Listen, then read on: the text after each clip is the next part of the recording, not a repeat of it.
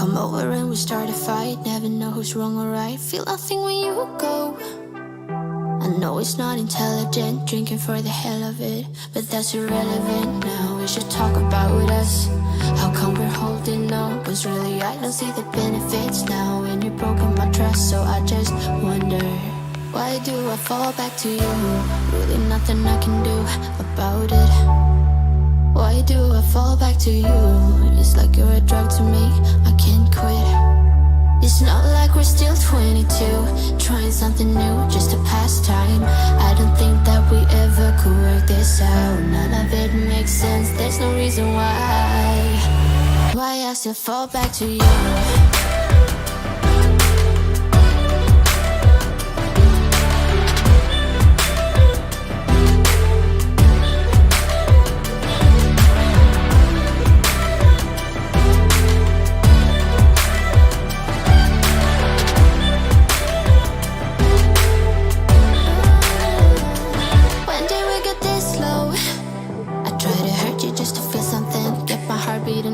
I should probably let you go. I know I can be cynical, make everything difficult, but it would take a miracle now to fix the problems. How come we're holding on? Cause really I don't see the benefits now. And you've broken my trust, so I just wonder, why do I fall back to you? Really nothing I can do about it. Why do I fall back to you?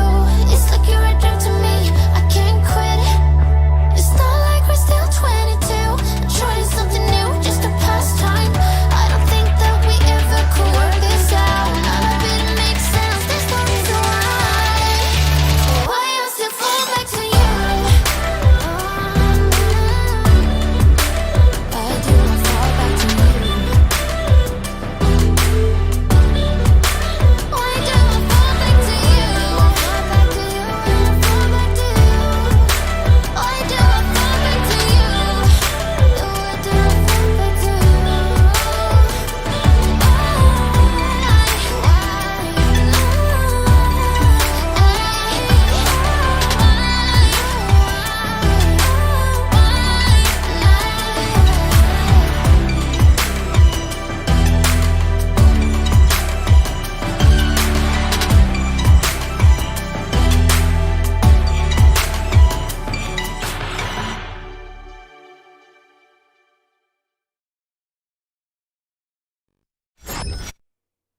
Hey everybody, welcome back to the weekly live stream. My name is Dan, this is Tweet FPV, and we're going to talk about some drone stuff and some not so drone stuff because, why not?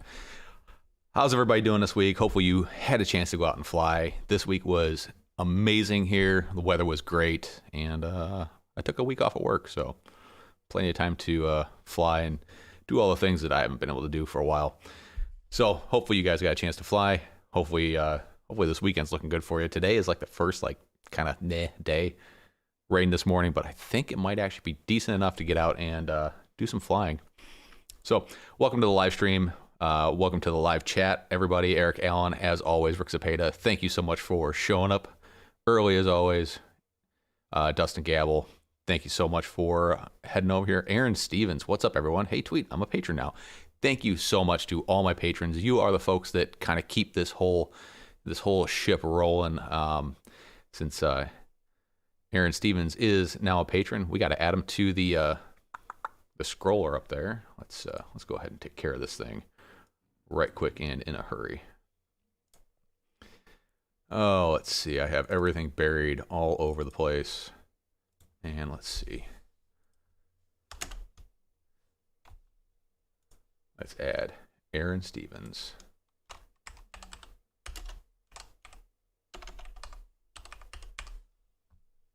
All right, you are added to the list.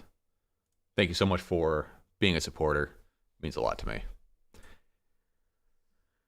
Anywho, so if you want to get my attention, type @tweetfpv and it'll light up in orange on my screen. Otherwise, there's a lot of back and forth in the chat, and I'll just assume you guys are talking to each other. If there's any issues with the audio, frame rate, whatever, please let me know. For the first time in like a year, TC Helicon finally pushed an update for the Go XLR and the Go XLR Mini, something that was needed for a long time. If you don't know what a Go XLR is, it's basically the audio interface I use for this guy and routing all my audio into the live stream. And it scrapped a ton of my settings. I think I'm back up and running, but you never know. So with that said, get some music going in the background. If it's too loud, too quiet, let me know. I can always turn it up and down. Robbie, welcome to the live stream, my friend. And YouTube is not happy with me already. Awesome. Not enough bitrate. My daughter is not feeling great. She's upstairs streaming the ever-living life out of my internet right now. So we'll see how well we can keep this up. And if you want to support me, head over to tweetfpv.com and click those affiliate links. They're an easy, passive way to support me. And there's the Discord link to get on my Discord and, of course, Patreon. Always welcome on the Patreon. I really appreciate everybody who is on there and continues to stay a patron. Over on the Discord, we have a live chat room. If you want to talk to me during the live chat, other than over on YouTube, that's another place to do it. It starts. Is it me or is it lagging? It's probably lagging. Yeah, let's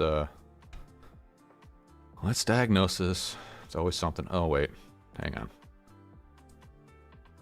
Goodbye OneDrive. Goodbye that program. You know, the pre-stream ritual.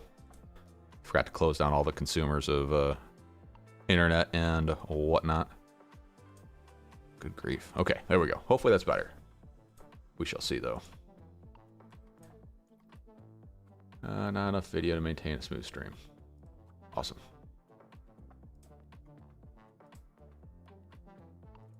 Let's see if that clears up. If it's lagging, I am very sorry, folks. I think I can probably change that a little bit here.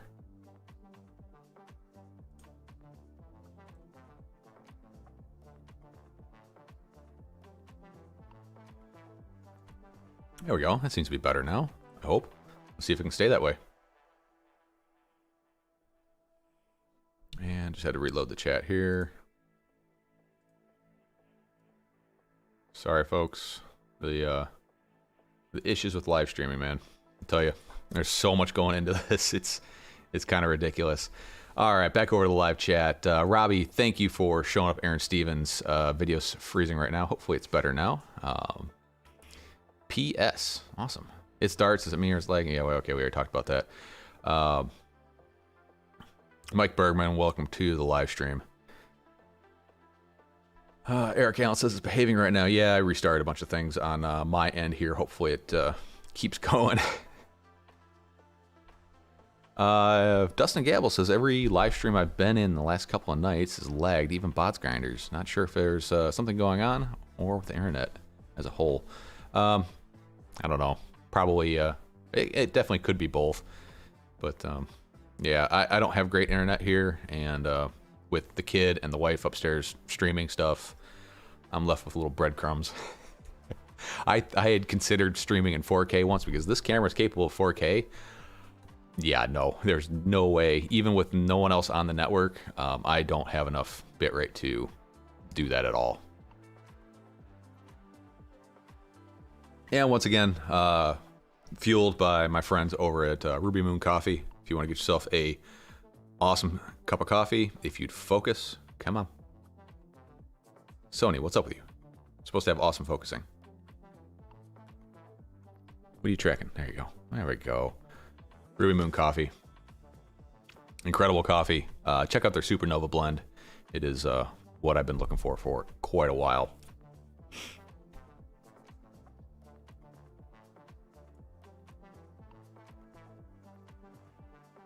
One of the questions over at the Discord chat room is, what prop nuts make your prop spin faster to win all the races? Red ones surely go faster, right? Flying Sasquatch says gold. I'm saying green. That way they blend in with the grass and they confuse your opponents.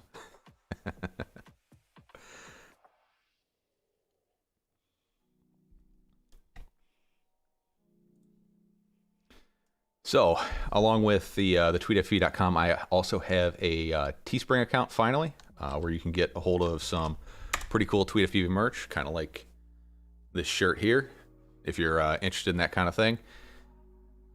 Really like the quality of the printing and the service that they offer. Nice part about Teespring is I don't have to hold the inventory they do. I don't really make anything off of them, but it's a good way to kind of spread the word. Also have new stickers. Those are going out with some of the grips, and of course the super chat and the monthly giveaway winners. They're getting the new stickers. And as always, drop a link to the old Patreon in there if you want to support me doing what I do. And everything that comes in on Patreon goes right back to you guys, right back to the community, in the form of a monthly giveaway. Last month, I gave away a fully built, ready to fly, bind and fly, FPV Cycle Glide 5-inch that went to one of my patrons.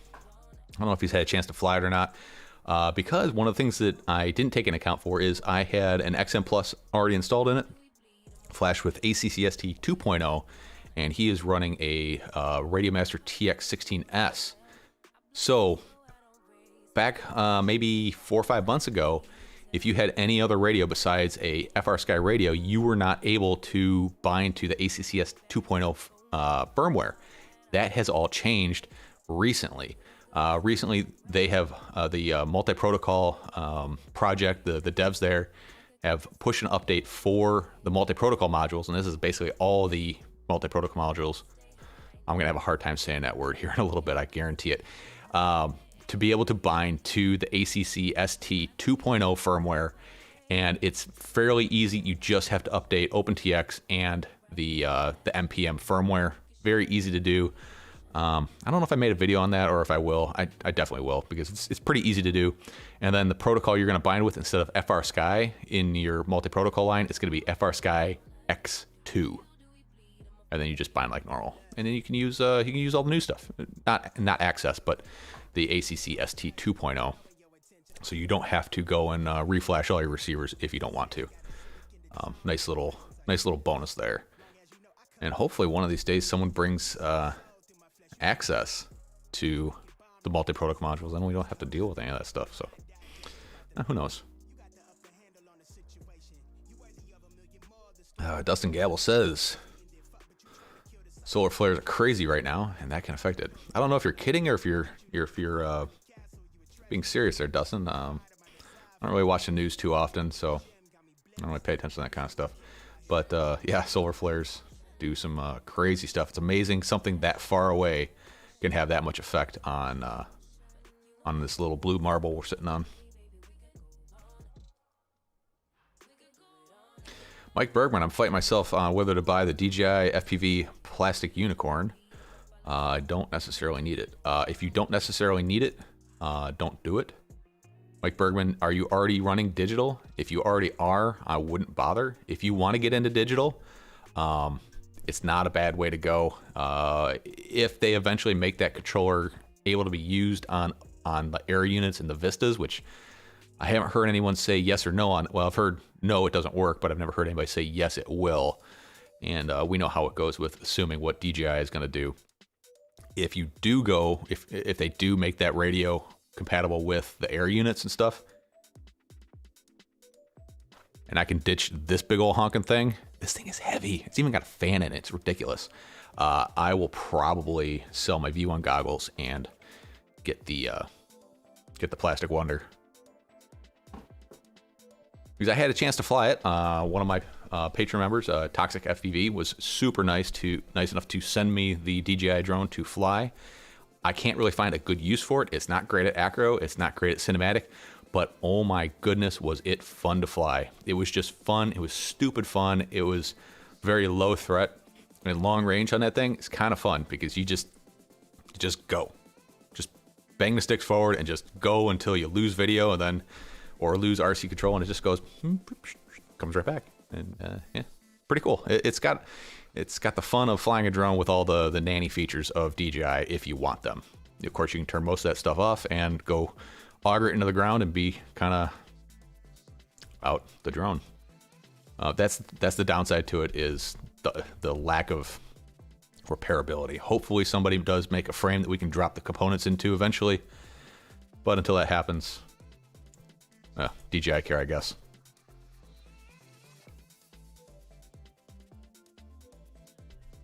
Tommy, another one of my patrons. I just want to let you know that I'm going to take a hammer and smash all D8 receivers that I have and give ExpressLRS a try. Yes, I am finally going down the route of ExpressLRS. A member of my Discord, House FPV, super generously sent me the ExpressLRS 2.4 gigahertz module and one of the receivers with the little micro ceramic. This is never going to focus, is it? Never. No way. There we go. With the ceramic antenna on it. Super excited to give this one a try. This doesn't have the Wi-Fi built into it, but the module does. And it had older firmware on it. Now that there's a release candidate, I flashed that last night. Once you figure out the ins and outs of how it works, it is super easy to deal with. It flashed over Wi-Fi. Pretty cool, right?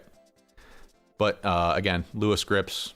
I'm using a nightly version of OpenTX. It's supposed to be integrated into OpenTX 2.4, which will, never happen.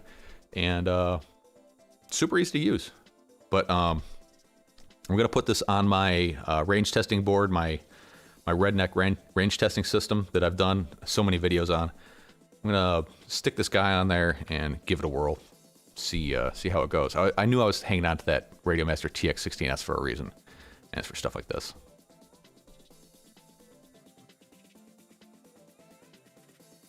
Sorry, guys. Yeah, and D8 needs to die, guys. D8 is a terrible protocol. Don't use it if you can get away with it. Mike Bergman, yeah, I was thinking it would be a really good quad for recovering lost quads. Yeah, actually, it might be a good use for it. Dustin Gabble, yeah, I'm being serious. Solar flares affect all kinds of electronics and comms. Yeah. Man, that's what I'm going to sign off all the discrepancies at work with. Solar flares and pilot inability. Just felt like it needed to happen. What kind of range on that tiny antenna? It's not as much as a whip antenna, but for ultra low latency, this is only 2.4 gigahertz. So for ultra low latency for like racing, this is awesome. It's plenty of range for that. I know people have gotten some pretty good range on this thing. I don't have the numbers in front of me, so I'm not going to say.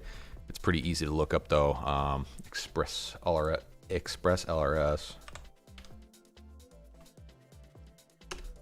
Let's see if I can find it here.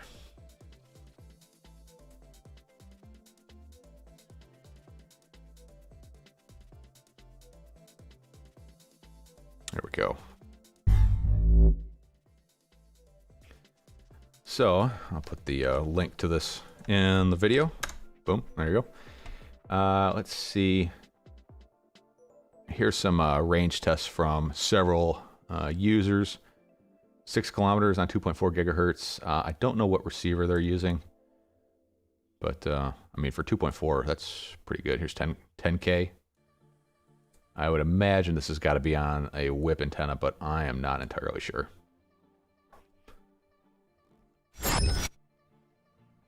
More information is definitely necessary for something like that. Oh, and back to the Patreons. Sorry, one other new patron. Forgot to mention, Maniac. He leveled up. Thank you so much, my friend. Greatly appreciate that. And if anybody is watching this and you're not a subscriber, please click that subscribe button. It means more than you might think. I don't know if it means a whole lot for the old YouTube algorithm, but it matters for other things like outside vendors and places that actually use that as a metric to measure your worth in the hobby. So if you haven't clicked that like button, go ahead and bang that thing out and hit that thumbs up. It doesn't hurt, doesn't cost you anything.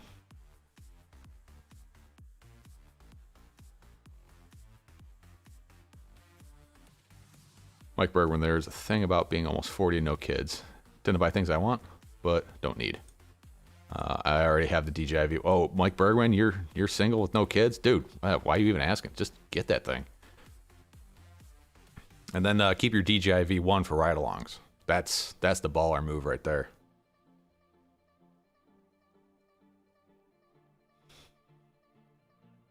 Nope, that's it for coffee. My wife bought a milk frother this week or last week, and it's been in heavy rotation. It's kind of nice little treat. And my daughter started drinking coffee. She's 7. Not a lot, just a little bit, mostly just milk and sugar in it.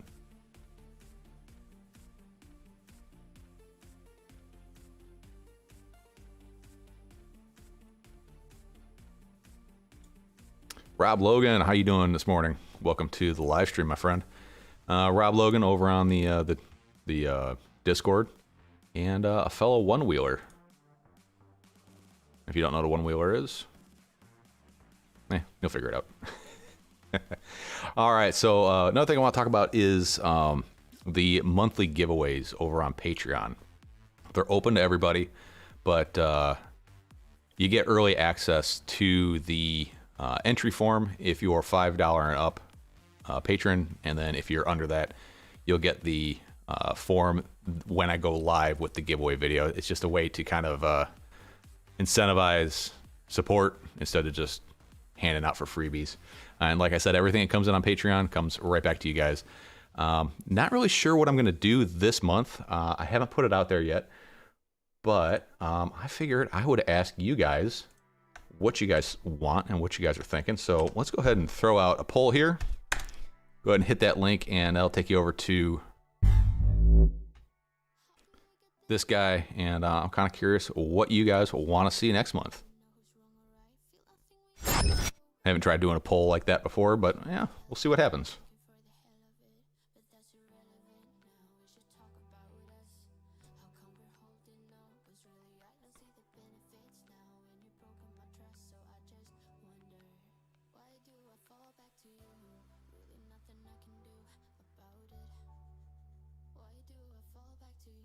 Yeah, give your 7-year-old more energy. I don't know. She sits on the couch enough. I think she might need it. I'm not sure. Or maybe she just doesn't want to do anything. I don't know. So we're talking about radio protocols, and I have a problem. If you saw the thumbnail, it's this. I have too many options now. Multi-protocol module, crossfire, tracer, external XJT. It was just here more for the thumbnail than anything. R9, another multi-protocol, another XJT thing. Ghost, ExpressLRS, Crossfire, and ExpressLRS 900 megahertz. This one's 2.4. I am tired of carrying all these modules. I use 3 radios on a daily basis between the Tango 2, the DJI radio, and the Radiomaster TX16S. And the reason I have that many is, A, the DJI is just pure laziness. If I build up a DJI quad, there's already a receiver in it, so I don't have to, A, buy another receiver, and B, wire in another one. All I have to do is just wire the Vista to the flight controller, and I'm good to go. And honestly, that radio is pretty decent. I like flying it. It doesn't have all the bells and whistles of that of OpenTX, which is kind of good and kind of bad. You know, it'd be nice to have the options, but it's also nice to just know that I'm stuck with what I have. The Tango 2, because a Crossfire is built into it. It's small, compact, packs down pretty well. It was a very sleek and nice radio until I bastardized it with this stupid external module, which is kind of a necessary evil on this thing. But before that, this was a very nice radio. Now it's just an okay radio that's very functional. I love the foldy sticks, but these I've been using this a lot, and I'm starting to notice there's some play in the gimbal sticks. I don't know if you guys can see that. So it's not all sunshine and unicorn farts with the Pro version. The sticks are getting a little loose. Granted, you don't feel that at all while you're flying, but it is kind of something to note. But the innovation that's in this radio is better than any radio I've seen so far, because who in this hobby, and I'm speaking FPV, needs the big dingus arm switches that get busted off every time you pack it into a bag and go fly somewhere? Not every time, but I've broken my fair share of switches with really, I mean, I pull it out of my bag and they're broken. I'm just like, what happened? And don't get me started on flying on an airline with the traditional style radio. Those things break all the time.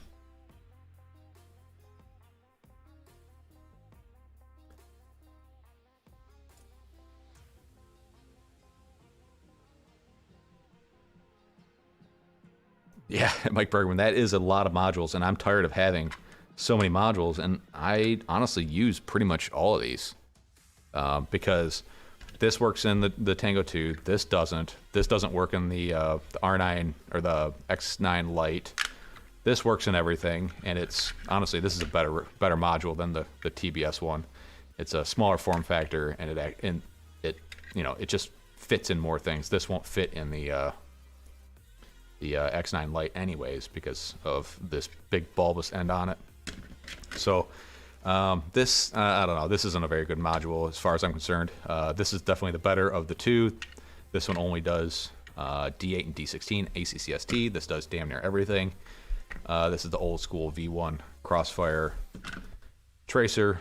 Works in just about everything, but it doesn't fit in the FrSky X9 Lite without putting the different back that comes with it. But at least it comes with the back. XJT, that's just good for like the full-size bay access radios. R9M Lite Pro, 1 watt R9. This is actually a very good, very well-built module.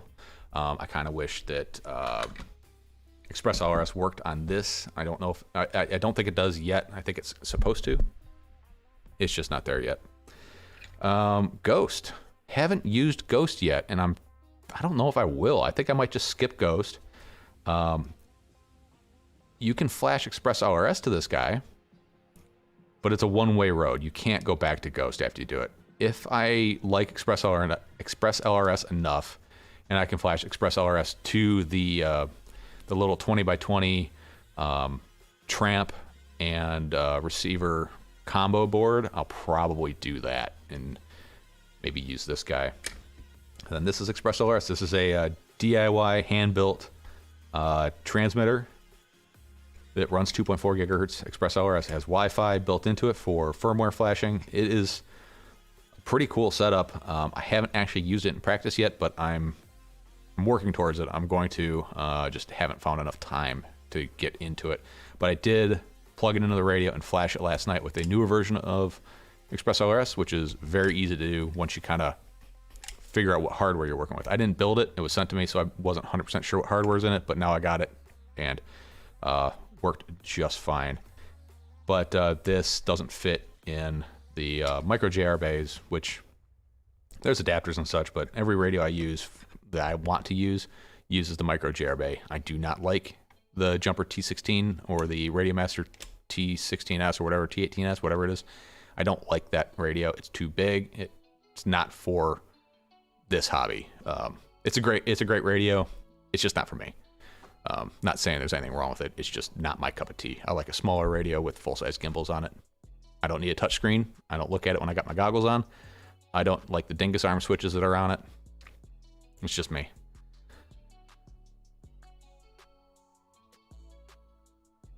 Brandon Bentley, how are you doing this morning? Welcome to the live stream, my friend. Mike Bergman. Oh, wait, no, we're talking. It starts there. Sorry. So, Brandon Baked Beans, I'm going to call you Triple B from now on.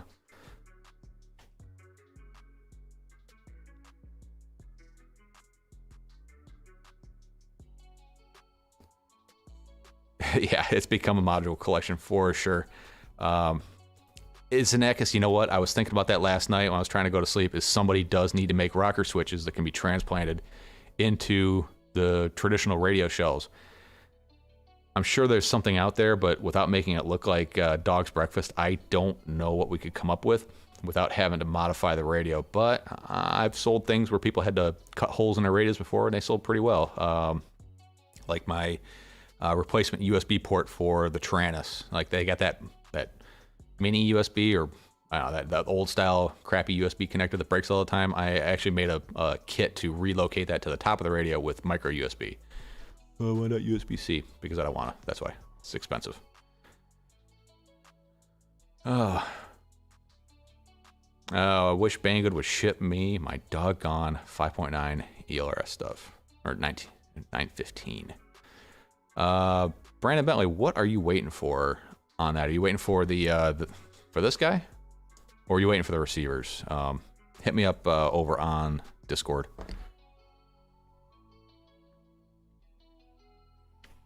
Edward Ashley, still loving my X9 Lite S. I have the XJT Lite and the R9 Lite Pro. Staying with FR Sky Access stuff, and very much appreciate your knowledge and support. Get everything working smooth. Access is great stuff. There's no issues with it once you get your radio updated to work with it. That tends to be a bit of a struggle for people. Seems like something I deal with on every couple days over on the Discord. And if you're watching this and you're having issues with FR Sky and Access and all that stuff, head on over and give you a hand getting it going. Oh, this is neat. I didn't know I could have two chat windows open at the same time. That makes life a little easier. Oh, let's see. Brandon, I waited 3 months for my first and last Banggood order. Banggood is, the shipping's not bad. You definitely pay for the next level shipping. It's like another $1. So you actually get tracking and whatnot. But lately I've been noticing that they'll say stuff's in stock and stuff's not in stock. But when you click the stuff they say is in stock, it says shipping time, or like almost like dispatch. I don't know exactly how they say it, but like dispatch time or expected shipping date will be like a month from now, because I don't think they do have it in stock. It's just their funny way of saying pre-order, but before pre-order.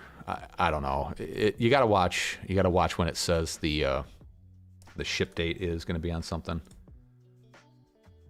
Let's see. Let's see if I can show you what I'm talking about here.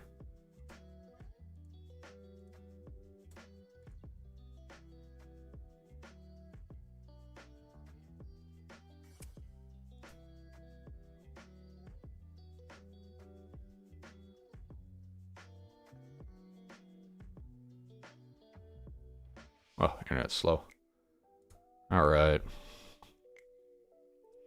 There we go. So if we look here, it says expected to ship before May 24th. That means this thing is not going to ship till May 24th, but you can buy it now. Whereas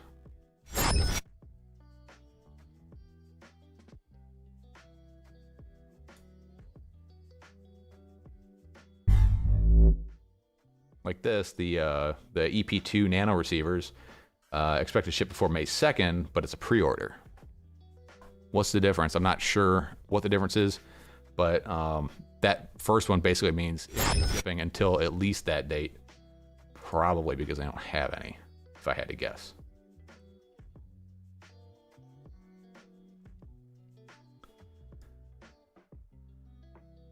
Oh, let's see. I've received 2 Banggood orders since I've... Yeah, I would check that expected to ship date, because most people miss that. Radio Master TX16 gang.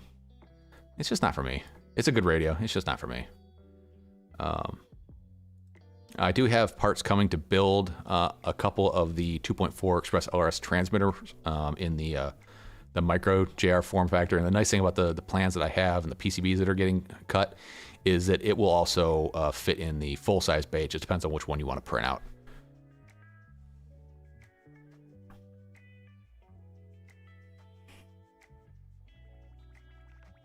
Does it work on TBS Crossfire? It does, but there is a certain version of Freedom TX that you have to use.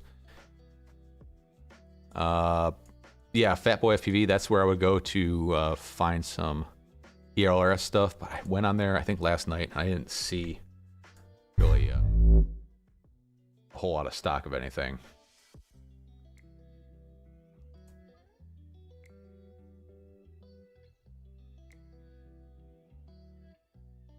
Oh, he's got some receivers. And there's the transmitter. Pre-order. Yeah.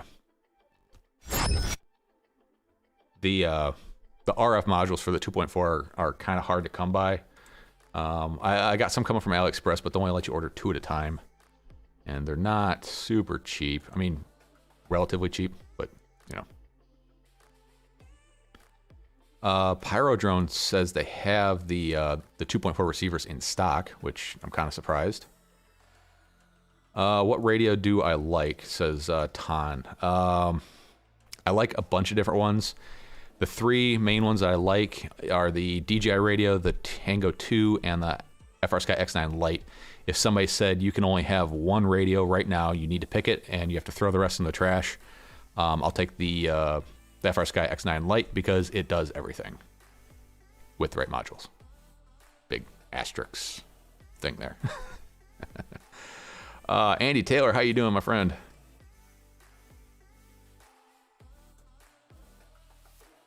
I'd love to hear your story about baked beans.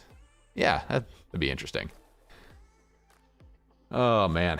Let's see.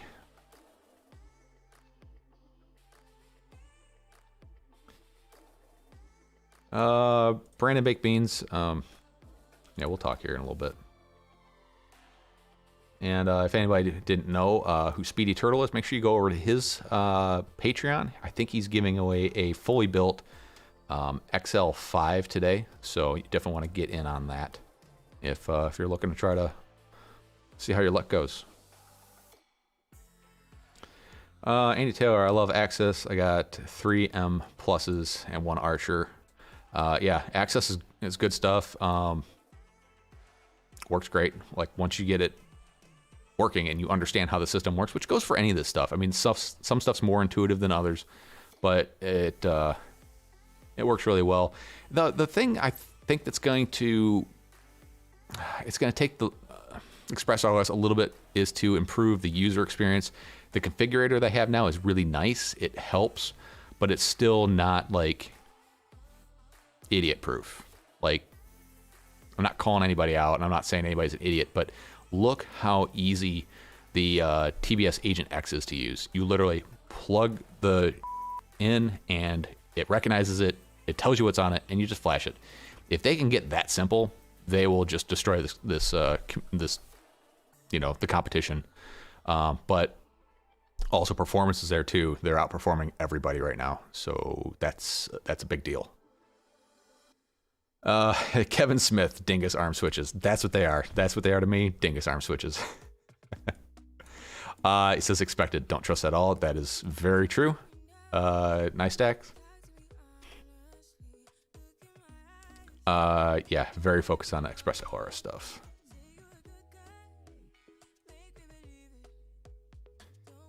It is kind of cool that Happy Model is picking us up and running with it as like an OEM. I saw a picture of a 25 by 25 AIO whoop board, but instead of having a SPI 2.4 gigahertz receiver, they have a 900 megahertz ExpressLRS receiver built into the board, not soldered onto it externally or added on. It is part of the board.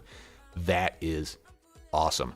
That's something that everybody has begged TBS to do for a long time, is like put their designs in other people's boards, which I kind of know why they're not going to do it, because someone would just do a 1-for-1 clone and start selling that stuff. But with ExpressLRS being a open source project where basically anybody can do this, that is awesome to have an OEM behind it. Fortunately, it's Happy Model, so who knows how that's going to go. They produce really good stuff until the demand gets high and they don't have the output for it. Then corners tend to get cut sometimes. Really hoping that's not going to be the case, but you'll never know until it gets there. But ExpressLRS is really cool because if they stay with being open source and selling it to manufacturers for integration in their products, and keep it open source so somebody can go and build their own module or have parts to a module and still have access to the software and the code, I think that's going to be the best of both worlds here. Sorry, coffee burps.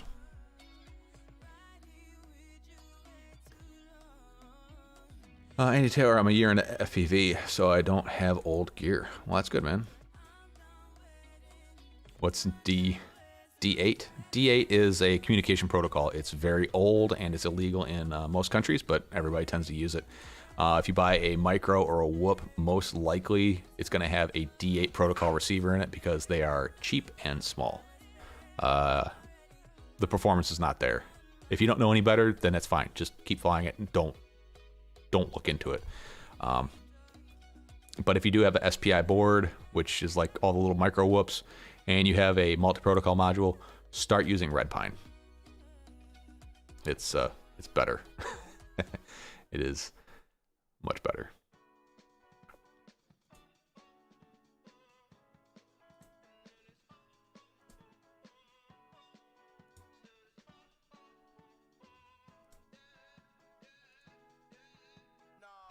All right, so we can go over to the questionnaire here. So it seems like, if you guys haven't entered into the straw poll here, see what you guys want to see as the monthly giveaway over on Patreon this month. Right now we're sitting at a tie between 4-inch long range and 3-inch freestyle. I am surprised that 5-inch is so low on the board. And no toothpicks. Really, I am very surprised. But let's keep that running and we'll see. Oh, yeah, micros don't have the oomph I'm after. That is very true. But they do scratch that itch. If you live in like a place with like a postage stamp size backyard, you can get a lot of flying, you get stick time in outside, which you could do with a micro, but the micros just don't handle, you know, the real world conditions like some wind, weird air currents coming over your house and things like that. Micros don't do well with that, but toothpicks definitely do handle that stuff way better.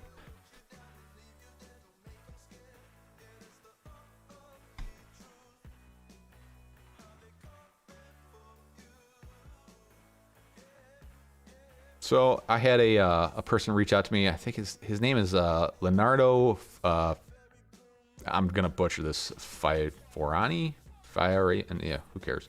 And he is producing a 3D printed frame design that anybody can get a hold of. It's for 3-inch sized quad. There's a link to the Thingiverse. I haven't printed this out, and I was just looking at the design, and it's a really neat looking design. It's something different. It looks like a cross between the Cybertruck and the 533 Tiny Trainer. But this is a sub 250 3-inch size quad. I was thinking about printing this out, but I just don't have the components right now for it. But anyways, if that's something you guys are interested in trying out, go ahead and head over there and download it and start printing it. Let me know how it works. Let me know how it flies.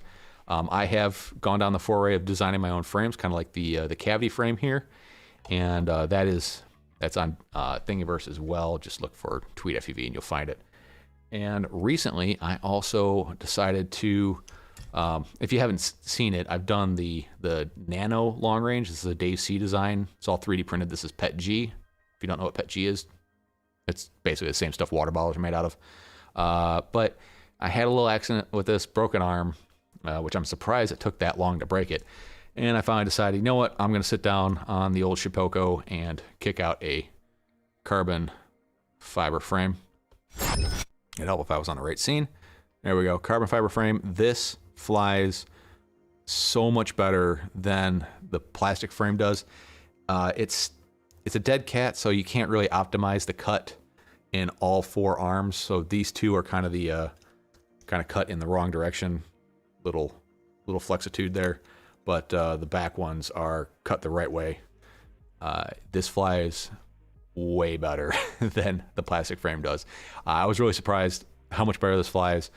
Flight time was a little bit better. I don't know if it's just more efficient, but I mean, not a ton, but just a little bit. This is 1.5 mil carbon fiber. It weighs less as well.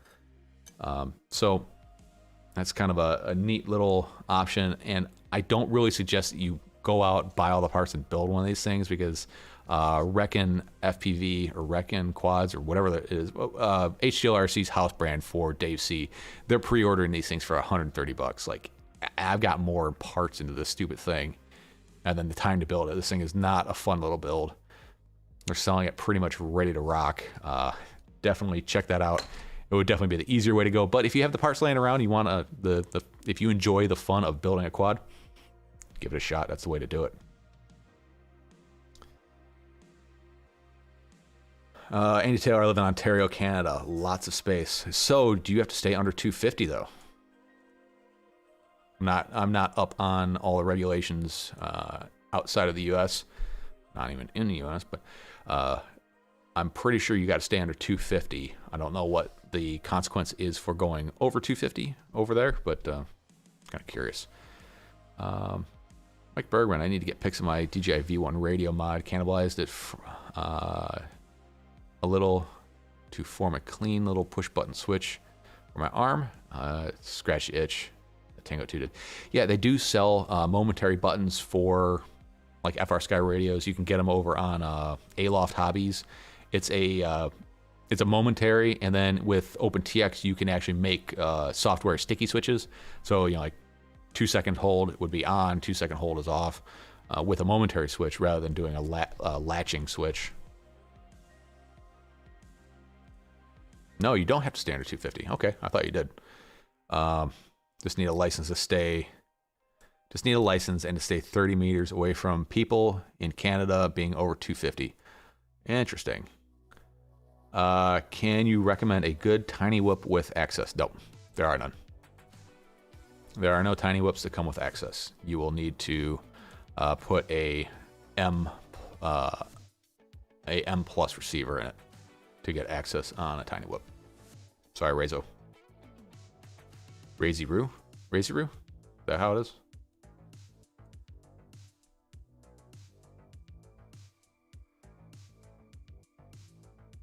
I only have one quad. It's Hawksport. Bought it first. Yeah.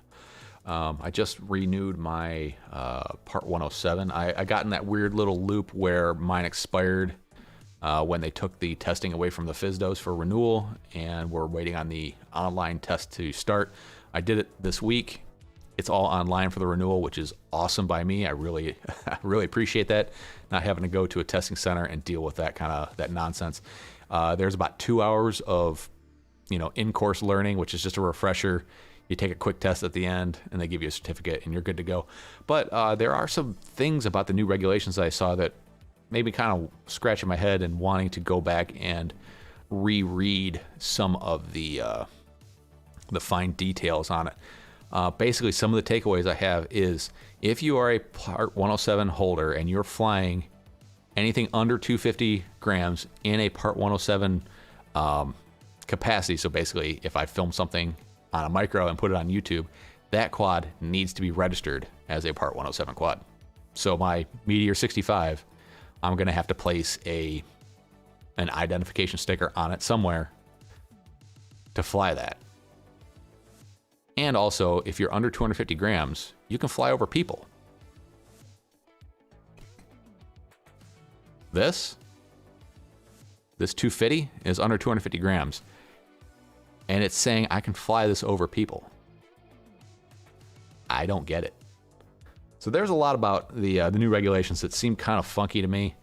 I would say 250 grams is not going to be off limits for very long. They're probably going to figure it out. But until that happens, Race Day Quads is still fighting the good fight. Hopefully, we'll see what happens with that.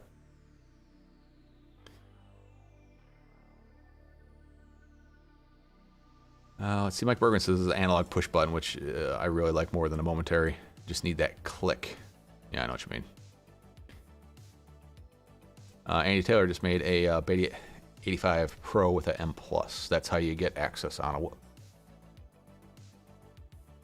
5-inch for the win. Yep. So if you saw the last live stream, I managed to murder 3 of the 4 motors on my Umagod 250 frame. These little motors are beautiful. They perform really well, but they didn't take this crash very well. I don't think any motor would have. I hit a basically immovable object motor first, and I swapped in the T motor 2004. These are 1700 kV as opposed to the 1600. I'm running this on 6S. Flies great on these things. This 2004 size motor, if you're new to the hobby, this is not the way to go because you are going to destroy this thing. Also, if anybody's watching this that has one of these things, take that aluminum hardware before you even install it. Take it, put it in your hand, and throw it right in the trash. It is the worst hardware I have ever used in my life. There's no way you can actually tighten the frame down to get rid of all the vibrations using that garbage aluminum hardware. I put titanium in there because I have some laying around.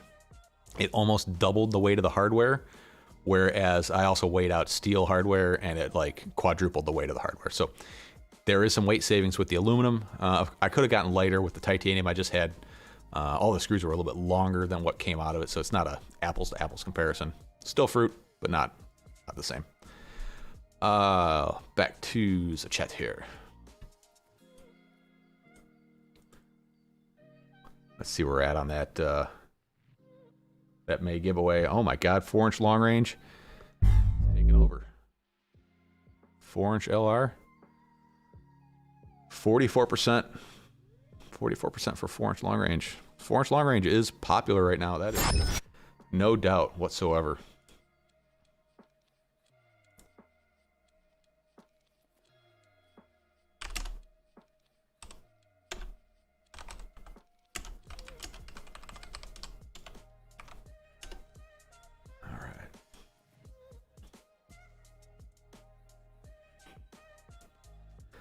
Edward Ashley, under 250 grams and with no exposed rotating parts. So if it's got prop guards and it's under 250, then no people. Oh, you're right. That's what it was. It needed prop guards. That's right. I forgot about that. Okay, that makes more sense now.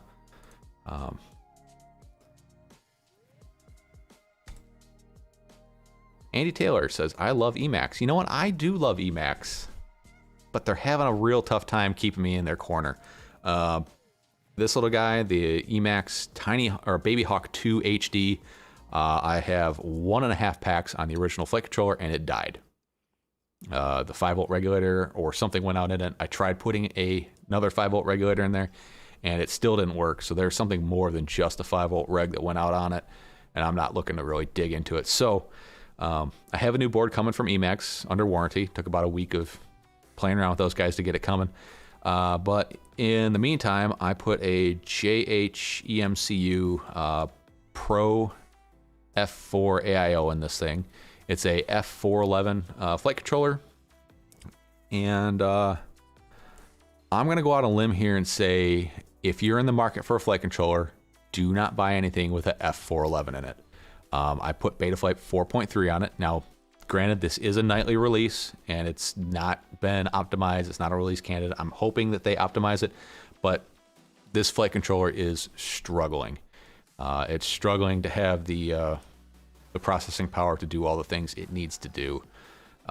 Had to basically gut a lot of the features out of it to get enough CPU headroom to actually get it to perform decently. And I've been trying to tune this thing over the last week. Got a pretty decent tune with the help of Brandon's Baked Beans, or Brandon Bentley, over on my Discord. He's really been helping me out with tuning this thing. I've always tuned quads by the seat of my pants with the old bro science. So I wanted to try to get somebody who actually knows how to read a black box log and really dive into the tune. And he definitely does know what he's doing. We've got a pretty decent tune on it. Still needs a lot of help on the pitch axis. Not axis, or you know what I mean. But we're getting there. It's coming along. It's a very quiet frame as far as like frequencies go, but still struggling with that pitch axis a little bit, but we're getting there. But I would suggest that you don't purchase any F411 products. And if you notice, a lot of F411 boards are being listed as specials, or definitely much cheaper than an F405 or F7. If you can find an F7, go F7, otherwise F405, and I would stay away from F411. Just my opinion right now. Hopefully that's unfounded and 4.3 gets optimized to be able to run these boards better, but right now it's not looking too great. Again, nightly firmware. Let's see, Mr. Huggy, someone has a 3D printed prop with a inbuilt prop guard. Problem solved. Oh, someone has done a 3D. Mr. Huggy, do you have a link to that? That's interesting. It starts. Tweet sent my back to race day quads for replacement after death roll on maiden flight.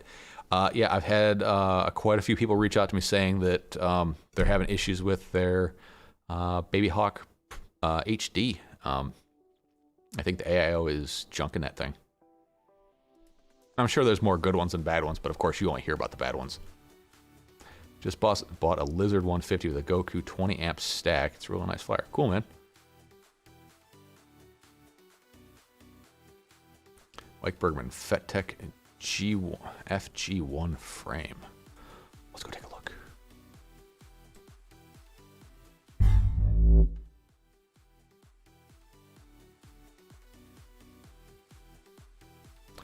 Looks like a micro Apex.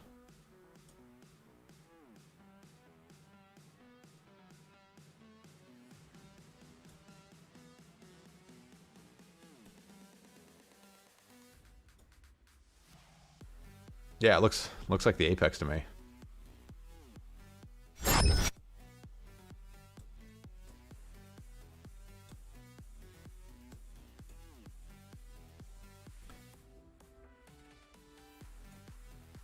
Rob Logan, I got this Craft and Ride Velcro bag for the top of my fender. Thing's awesome.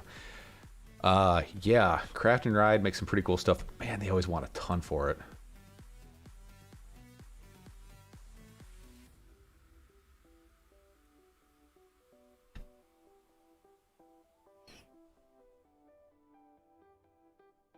Well balanced, I bet. Yeah, I'm sure it will be.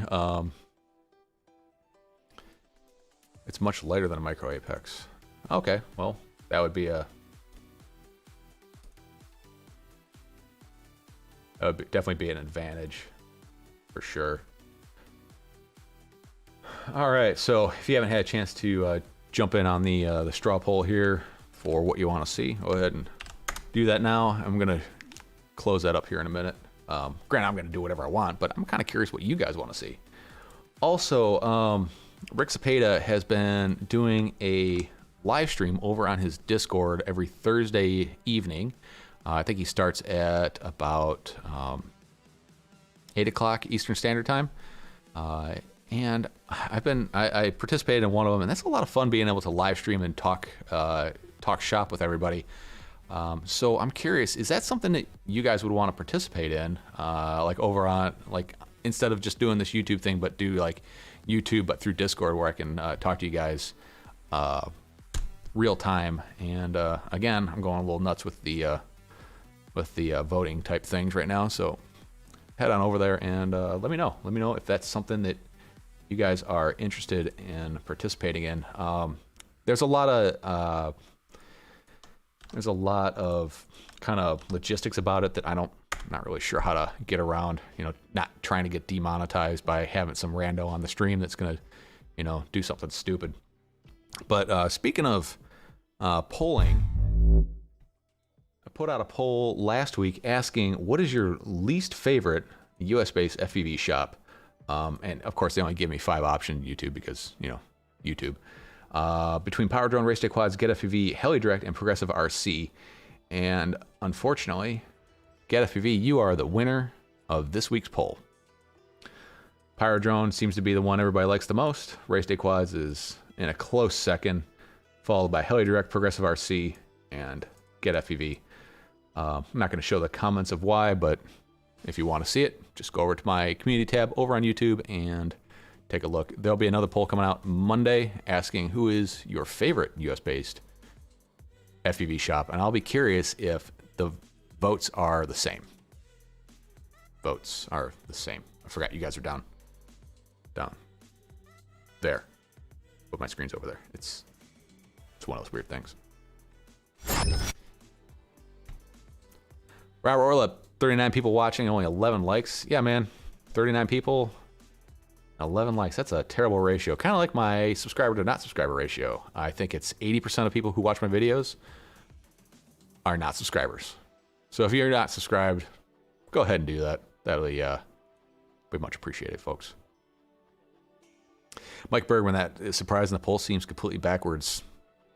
It's you know, it's the people. It's 145 votes. It's not like it's not like if Bardwell put this out, what kind of response he'd get, or any of the other big people. But I'm kind of curious. Rob Logan, I hit that like button an hour before the stream started. That's awesome, man. All right, so things coming up this week. I have the FPV crate sub 250 crates. I buy 2, one for you, one for me. This time, this is only the second time they have actually sent me the two that I ordered without me having to contact their customer support. So thank you so much for getting that straight this week. And if you're interested in FPV Crate, go ahead and head over to my webpage, and there's an affiliate link to FPV Crate. I've heard that their international rates have almost doubled, so that'd be a hard pass on me if I had to pay what they're asking for international shipping. But I don't know how, I don't know how many or how much cheaper that is to get rando stuff than it is to get the stuff you want shipped to you. You know, it's one of those weird things.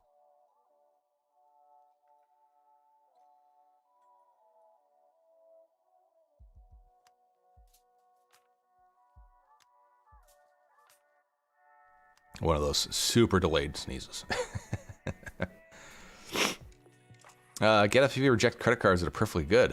Haven't ever bought a Get FPV product because of that's really strange. I prepaid my crate, so they don't charge me more. Definitely not renewing once it's up. Oh, interesting. So if you buy the monthly subscription, they charge you less for shipping as opposed to one at a time.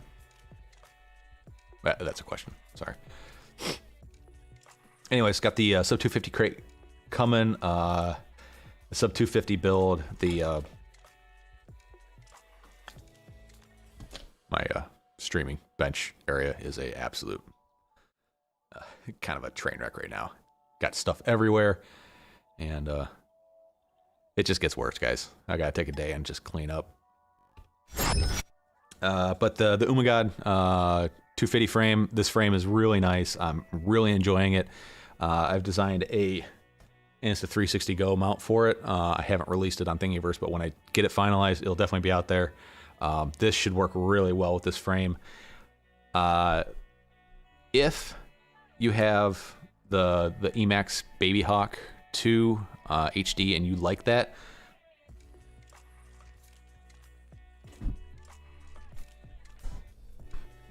get myself in frame a little bit better. You'll like this more. This, I know everybody's bagging on the whole sub 255 inch, but this thing is actually really, really, really good. And I really recommend you give this a shot if you're looking for sub 250 and a 5-inch. It's quiet, and when you're flying it, you kind of try flying it like a micro, like like a 3-inch. You're trying to get it in places that you wouldn't normally go fly a 5-inch. It's very, very controllable.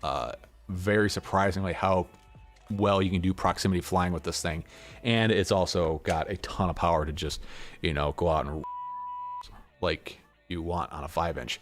Has the hang time, has all the stuff that that you would want in a 5-inch, except for it's just in a much smaller package.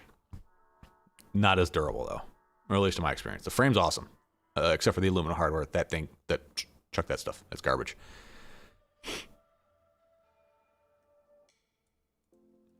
Rick's Pay, yeah, it's tough to see what the analytics are actually doing. Yeah, I don't think anybody really knows. I think it's Skynet that controls it. I don't know. Mike Bergman, I stopped ordering from Heli Nation after their support screwed me on a bunk Talon stack. You know what? Don't buy the Talon stack. I have had more issues, and I know more people that have had bad Talon flight controllers, ESCs,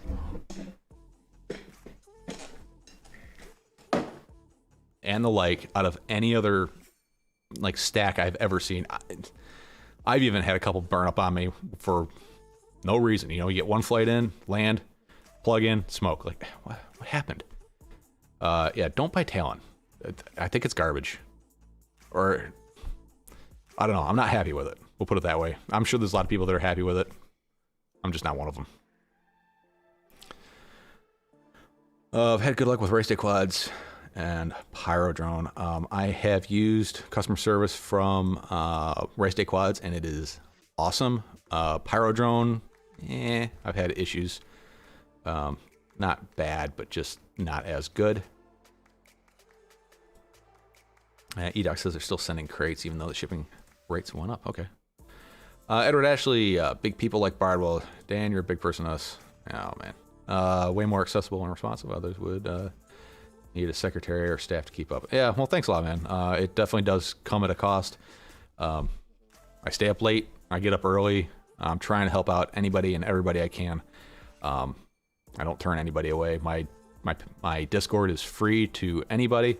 Of course, I do have a Patreon room in there, which I try to be more active, but I'll be honest, the Patreon room doesn't get used a whole lot because everybody's in the general chat anyways. You don't have to pay for it, although if you want to, which I would really appreciate it, join my Patreon, because why not help me out?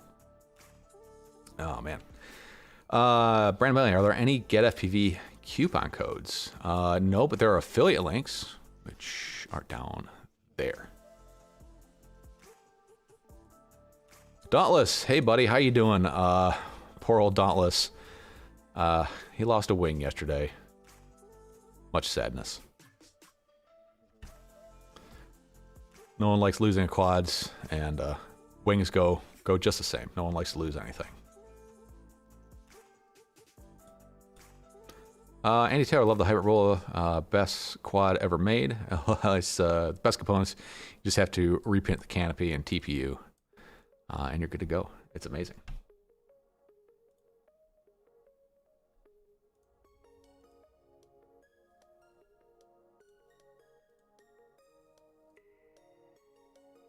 All right, seems like the one person's voted on the live stream thing wants to do with video. So, well, I'll at least AFFU. Thanks, Brandon. Dauntless made a boat. Yeah, an unrecoverable boat. Dauntless, did you get it back? I assume it was a foamy, and I don't know. Do they float? I assume they would float because it's foam. But I mean, at least get the electronics back. Some of that stuff might survive. Probably not, actually. Yeah. All right, folks. So, does anybody want to do a super chat giveaway today? Of course you do. I want to do one because they're a lot of fun. We're gonna do a Caddx Baby Ratel, a 2. Right there. Caddx Baby Ratel 2. This is a micro-sized camera. It's probably the best camera that Caddx is making right now. I've used a few of them, and I've been pretty impressed with the quality, and they're definitely getting their poop in one sock as far as quality goes. There we go. A nice blurry close-up of this camera. $5 super chat, get you on the wheel. And I'll take care of shipping if you're in the U.S. If you're outside the U.S., I will cover whatever the U.S.-based shipping will be and subtract that from the international. Can it be used for analog? Yes, this is an analog camera if you guys weren't 100% sure. This is an analog camera. It has a 165-degree field of view. It's 1,200 TV lines. It does 4.3 and 16.9 PAL NTSC, and it'll take 5 to 40 volts, so you can power this directly off of 6S, right? My math isn't strong here, guys.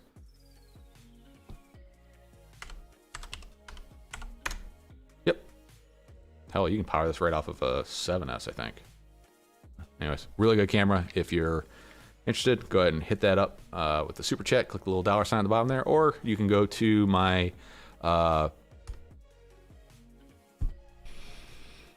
PayPal link and send it over that way. And if you do that, just put in there, hey, check PayPal. Oh, and a set of grips. I'll throw in a set of my custom cut radio grips along with this. Because, I mean, the radio is just better with grips on them.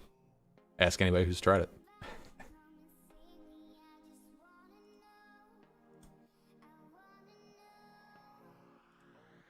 It starts. He is in like Flynn. All right, buddy. Get you in there. It starts for 2, and by the way, I will shuffle all these names.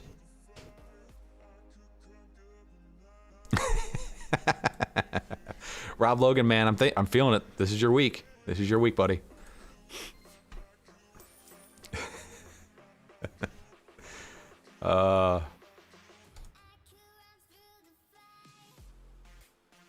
He's paying a penny less. Look, $9.99 is man math close enough to $10. I'll go with it. Do you make rubber versions for the QX7? I don't, but I can if you want them. The rubber material is a real complete pain in the ass to cut. It curls really bad, and it, you know, like some other things in life, it expands and contracts with temperature. The QX7 would be a good radio for it. If you're interested in a set of rubber grips, go over to Etsy and hit that, or hit me up on Discord, and I'll hook you up with a set. The QX7 will be a great radio for the rubber grips because there's a lot of flat surfaces. I have a set of rubber grips on the DJI radio, and these are, they're pretty damn nice. I just absolutely hate working with this material. And I don't offer it because I just don't like working with it. Same thing with the camo grip material. It's probably the most popular seller I have, but I absolutely hate working with it. Only because when they ship it, they roll it up into a tube about this long for 1.5 meters of material, and it stretches the backing, so when I lay it out flat it gets wrinkled, so then I have to peel the backing off, flatten it all back out before I cut it. There's just a lot of headache that goes into using that material, but if everybody wants it, I'll keep cutting it. The reason I don't sell the rubber is I feel like people would be unhappy with it, or people would want it on, like, the Tango 2 or radios that have like really dynamic curves on them, and it just doesn't work. It doesn't work well anyways. Edward Ashley, get you on that wheel there, buddy.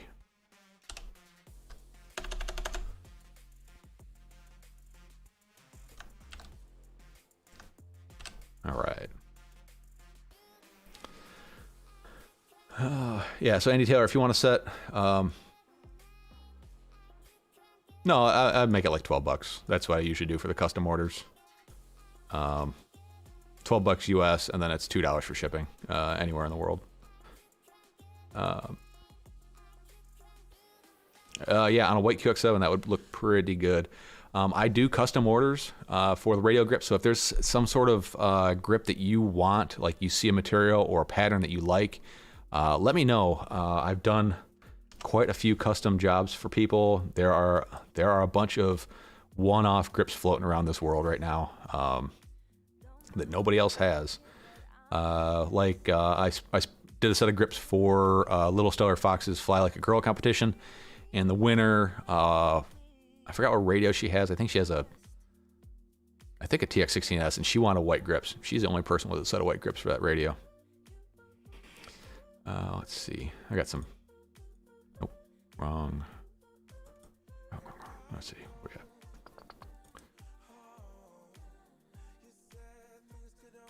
This is a cool set here. This person reached out to me and wanted a set of grips that had like this almost like floral type pattern to it.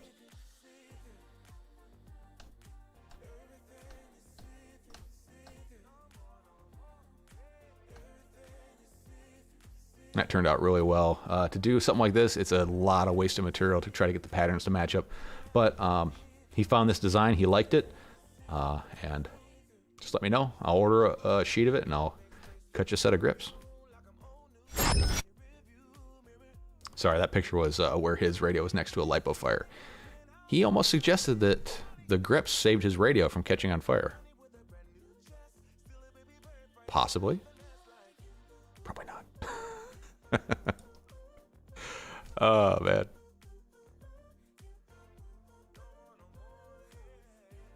As far as they don't sell more rubber for the QX7, it just seems like they need it. Yeah, well, that's why I'm doing this, because every radio I've picked up needs some sort of grip material, especially that DJI radio for the FPV drone. That thing's like holding onto a bar of soap.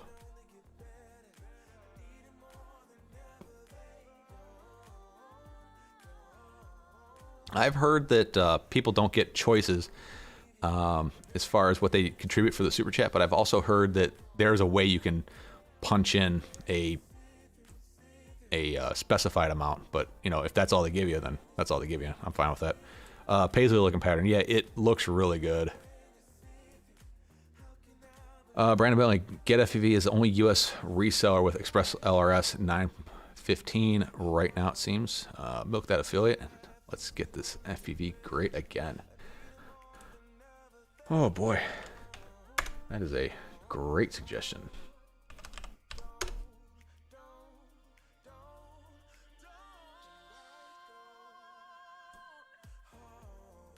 In stock? You're kidding me. Wow.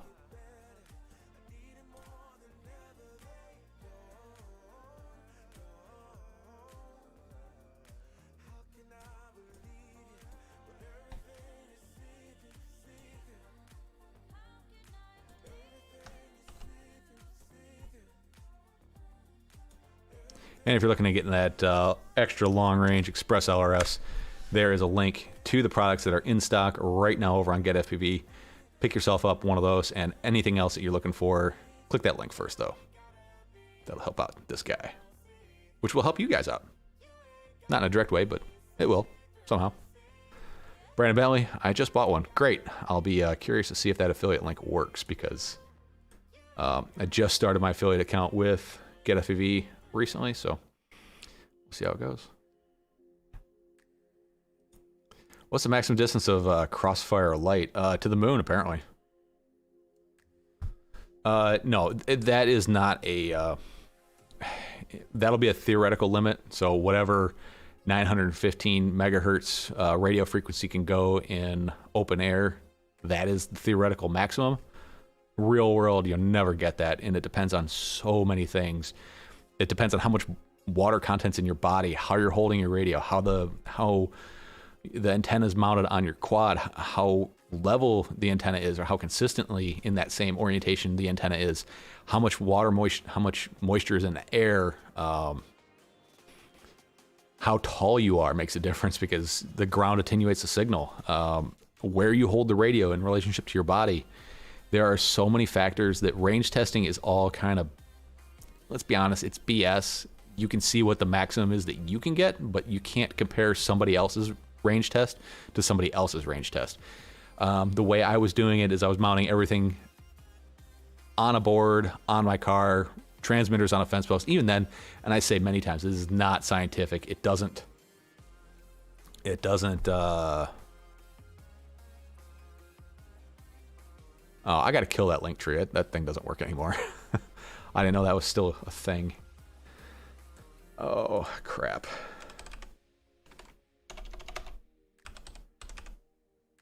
Yeah, unfortunately, that affiliate link in Linktree is just a referral. It's not a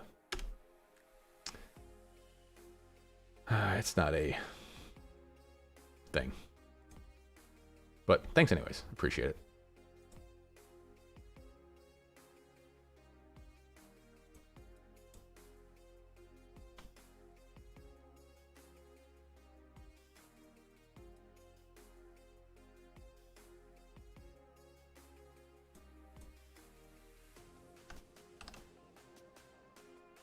I figure at least I can do is fix it, right?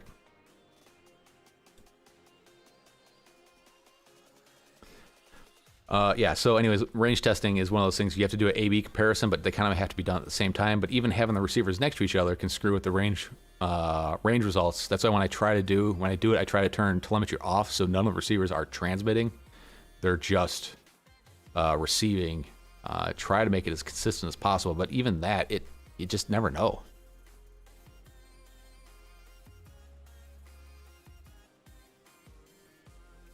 Andy Taylor, get the heck out. They ship to Canada. Probably not like all you Yankee companies.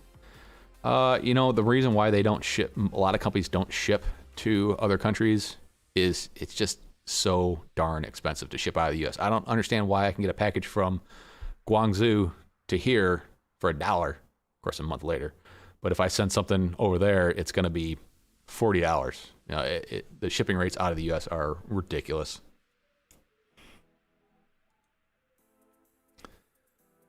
Speedy Turtle, welcome to the live stream, buddy. How is it hanging? Did you give away that quad today?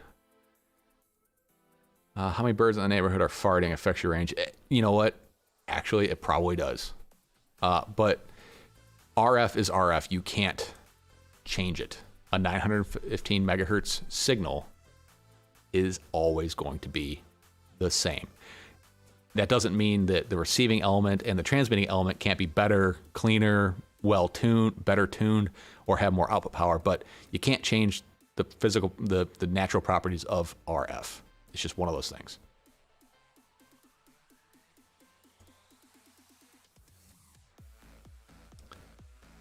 Jeremiah Blackwell has a brand new XL5. Congratulations, Jeremiah Blackwell. I don't think I've ever seen him over here. Anyways, we got a super chat giveaway going on. A Caddx Baby Ratel analog FPV camera. $5 to get an entry on that, and I'll cover shipping in the US and a set of them radio grips. I need to change that.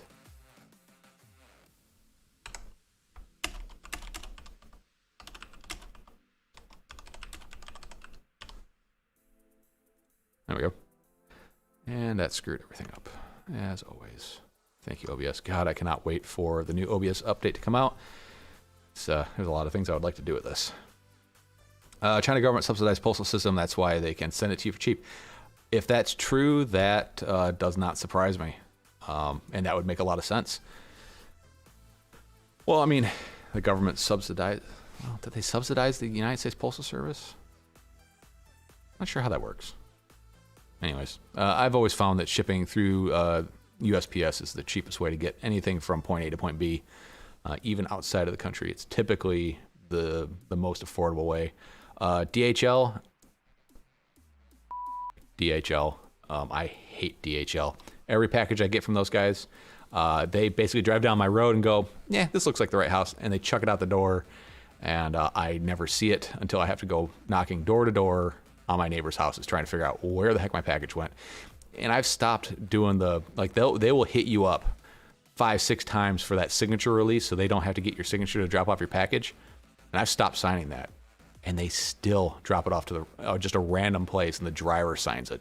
I am so absolutely done with DHL. If I ever have the option, I turn down DHL and I'll pay more to not do DHL. The first thing you do when you contact customer service is they say, well, did you go ask your neighbors? I'm like, why is that my job? My job isn't delivering packages. I can read house numbers and deliver packages. The person driving the truck, that's their job and they can't do it. Why is it my problem to go pound door to door on a Sunday morning trying to figure out where my package went? Yeah, DHL is awful. Absolutely awful where I'm at. They also, all right, so a little bit more backstory is they typically deliver at 8 at night. And I think their drivers are scared to go down my driveway because it's a long driveway, but it's still a complete BS reason, you know? But DHL is the only one that does it to me. And then Amazon, their flex drivers, it's like an Easter egg hunt every time I get a package that's delivered by Amazon flex driver. Sometimes they're on top of my car, sometimes they're behind the mailbox at the end of the driveway, sometimes they're just sitting in the yard. Who knows? You know, it's a fun little game, but at least I expect that from them. And it's usually not something expensive like a quad coming from China that they're delivering. To America, Quad did a video with Michael Rollins, April 2020, talking about the Chinese government and how they bypass us distributors. Interesting. I'll have to go back and double check. I think I saw that now that you mention it. I'll have to go back and rewatch it. I really like the Michael Rollins interviews. I think he does a very good job.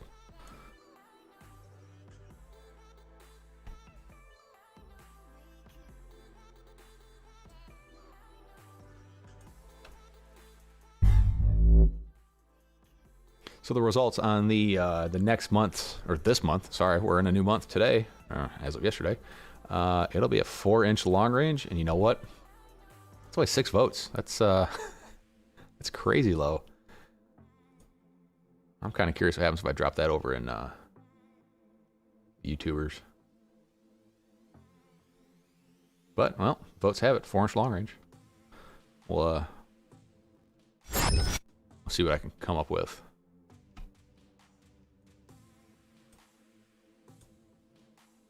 My last order from Orca was delivered by DHL right to my house midday on a Sunday. Yeah, and you know, I figured that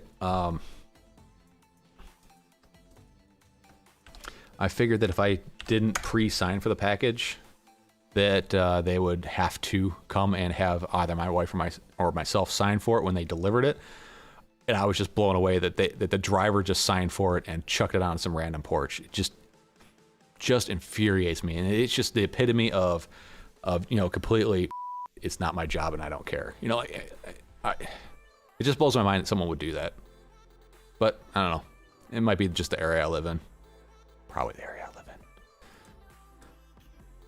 live in. Anywho.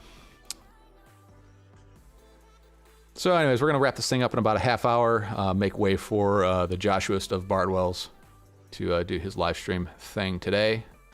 If anybody caught his live stream from last week, it was with Dr. Rugi, some dude from another country that knows things about things, aerodynamics and stress management or frequency harmonics, something like that. Yeah. And the dude from Mini Quad Test Bench that does all the motors. Very, very interesting. Very interesting interview. A lot of high level information, but it's kind of goes to Rob Logan. Thank you so much for giving it a try. There's only there's 3 people on the board with 3 entries. So wait, there's 4 entries with 3 people. You have pretty good odds. I feel it. This is your turn. This is going to happen. Anyways, and it starts for the win. Yeah, you laugh, but it probably will be. By the way, I will shuffle those. Anyway, so that's kind of what inspired me to really try to tune this thing instead of using kind of the bro science, hey, it feels good, versus the, hey, let's look at the black box. It shouldn't feel good because the traces look like absolute shit. That's why I really want to try to tune this to get a good looking tune versus a good feeling tune.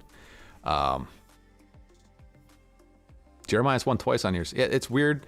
It's weird when the same person wins a couple times in a row. Kind of like last week, gave away the 5-inch Bynum Fly Glide, and that guy also won the Super Chat giveaway. Mike Bergman just destroying Rob Logan's chances. Thank you so much. Still rooting for you, Rob. Still rooting for you. But anyways, it's kind of like the bro science versus the actual science. I've watched quite a few of his videos in the last week since I haven't had a whole lot going on. And he's got a lot of really good theory. Makes a lot of sense in the application that he's explaining it, but it doesn't make sense entirely in our application. You'd have to go back and watch the videos. I don't really want to get into it here because I don't have anybody to kind of talk to with and about it. But over on Discord, we can have a nice little back and forth on it. And I think I might do a Discord live stream here sometime in the middle of the week, just so we can put faces with people and see what's going on, you know? Oh, let's see. Speedy Turtle, put my name in. Put my name after Rob Logan Jr., then I'll win. There you go. That'll work. Oh, man. Maybe the trick is the fact that I don't have this wheel spinning every time I go to put someone on there. I don't understand why it does that. But it does have some issues. It's not my favorite wheel spinning application. But hey, it works. Speedy Turtle says our Discord streams have been going well. Yeah, I really like the interaction, being able to see the person talking. I kind of want to do like the Discord, multiple people video chat thing, but also broadcast it onto YouTube. The only issue I'm worried about is if somebody goes in there and just like shows his ass on stream, and I get demonetized or I get a community strike. That's my biggest worry. It's got to be a lot of ground rules, like no music, no being an ass, and we can make this happen. But maybe I'll just try doing a Discord only stream for now, just to kind of flesh it out and see how it all works.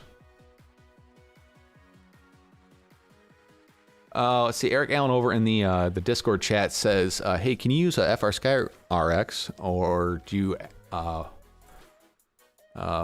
want actual ELRS receivers?" You can actually flash ExpressLRS to the old R9 hardware, which works great in that application. Well, R9 works pretty good as it is.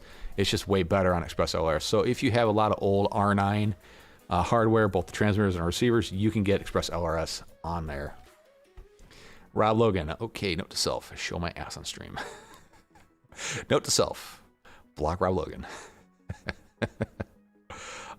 We need to do it on someone else's stream who isn't monetized. There you go, that'll work. Like yours. I'm not worried about being demonetized.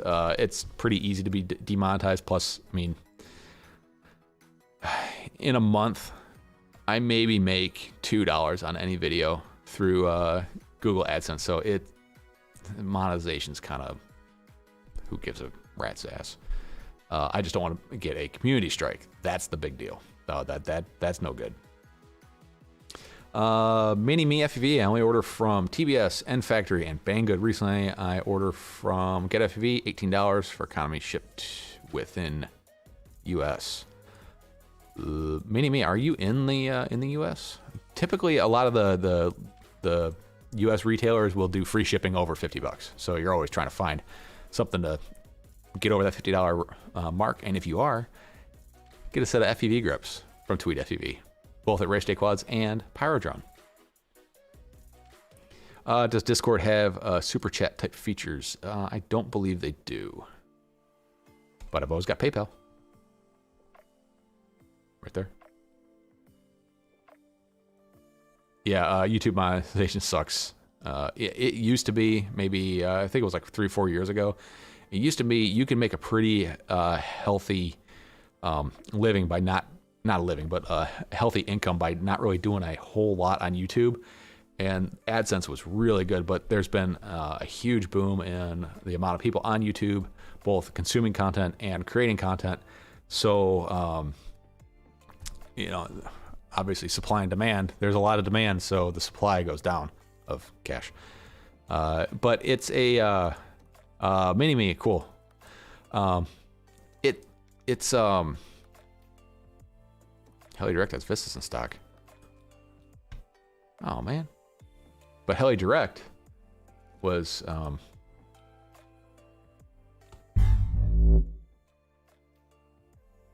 number 3 least liked retailer.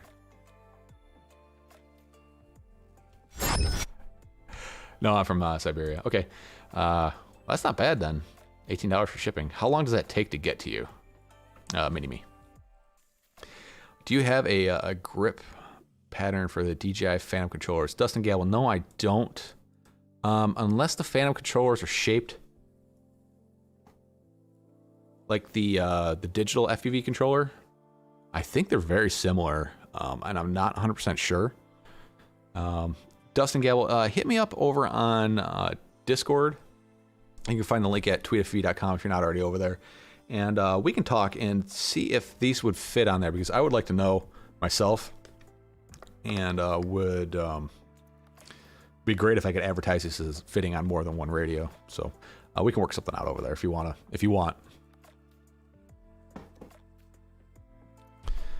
Rotor Geeks in Canada. Rotor Geeks has actually very good shipping rates to the United of States.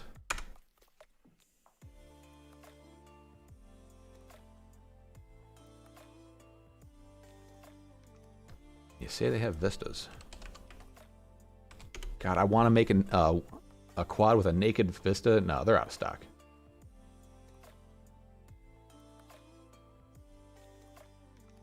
Yeah, Rotor Geeks doesn't have any. They have no, they don't have anything. Yeah, the Nebula Pro is the one to grab it from. Said FPV Exchange has some. And if you guys don't know about FPV Exchange, it is an awesome site created by one of us in the community.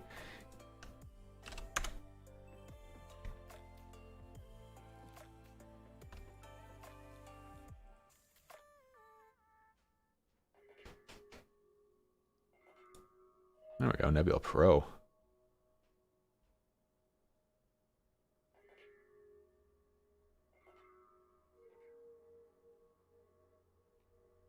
Yeah, I don't know where you're getting it from. But if you haven't gone over to FPV Exchange, go ahead and I would recommend going over there and signing up. It's basically like it's like YouTube market or Facebook Marketplace and Craigslist and eBay kind of all mashed into one, but it's very FPV quad oriented.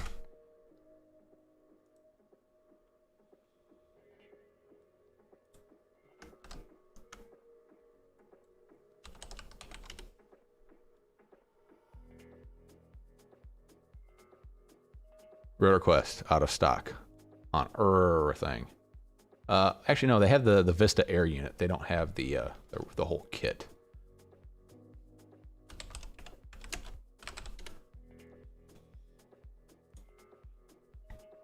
But I got a feeling just about everywhere it's going to be sold. No, look at Race Day Quads got them.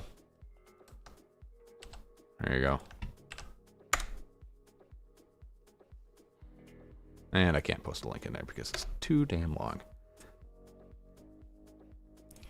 Race Day Quads does have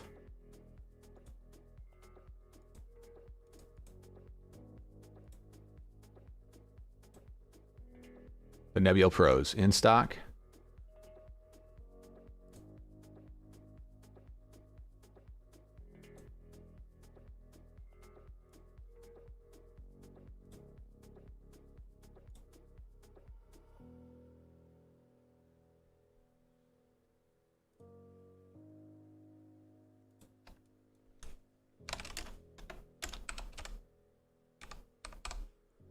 Yeah, they must have just got them in stock.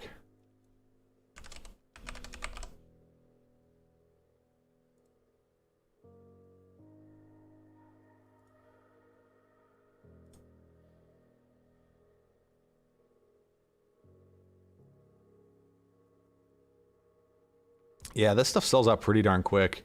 I had my sights on a I know it's not quad related, but a Ryzen 5 5950X at B&H Photo. They observed the Sabbath, and I tried to get one. I had it in my cart, was at checkout, got all my information in, hit the button, and then said, "Nope, sorry, someone beat you to it." It's like, dang it, I'm so sick of that stuff. It's so hard to get a hold of things tech related lately. RecklessRotorsports.com. Let's see here. Look at that. DJI Vista. Robert Ortlep, thank you for the heads up on that one. I assume that's a Canadian retailer.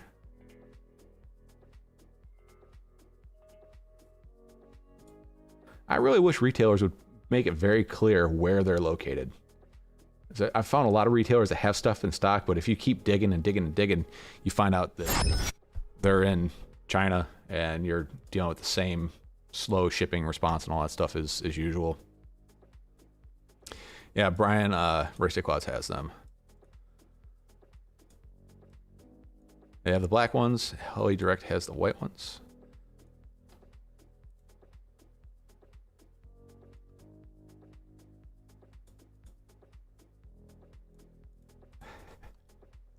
Yeah, it's hard to get a hold of this stuff. Unfortunately, I wish it wasn't like this.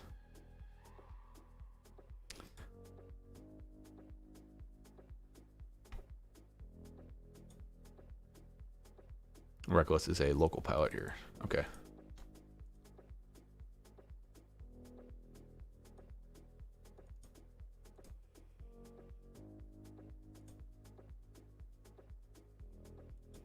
So, anyways, I think what I'm gonna do is I've been thinking about it, thinking of the stuff that I have kicking around, what I want to do for the next month's giveaway or this month's giveaway, and I'm thinking a 4-inch long range is gonna be that's the kind of what I was hoping you guys wanted, and that's what I think I'm gonna do. So head over to Patreon, sign up for the early notification tier, and you'll see what I'm gonna throw up there. Speedy Turtle, I have 10 Vistas and 2 air units. My God. That's a lot of Vistas. Are they installed and stuff, or are you just stockpiling? L. Leston, how you doing, buddy? Welcome to the live stream, my friend.